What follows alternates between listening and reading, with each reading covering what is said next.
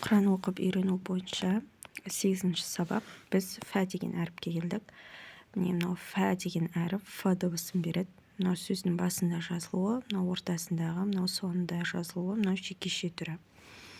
Фә, фи, фу, фа.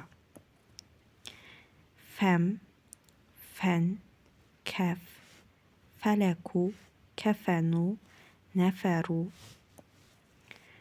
Фәуру, фәузу, фәхму, фикру, зифру, кифлу. фульфулу, нәуфәру, нәуфәлу, фәхима, яфхаму. Ифтәтәнә, яфтәтину, ифтәкәру, яфтәкиру. Келесі әріп қоф, қ деген дауысты береді. Бұл жуан әріп. Қо, қи, қу, қа. Енді қоф әрпі бұл сукунды болып келсе, қалқала болады. Қалқала жалпы 5 әріп бар. Соның ішінде қоф бар, сукунды келуі. Қазір айтам. Мысалға з, у, қ. Зуқ, қо.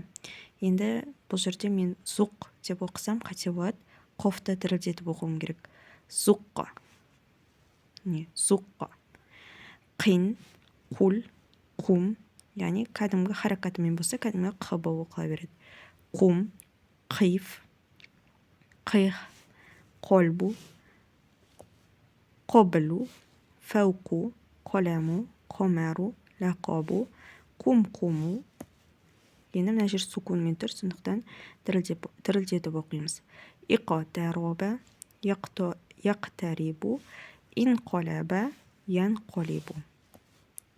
Мына жерде кул, құл, фәрка, фәрқа, фәләки, фәләқи.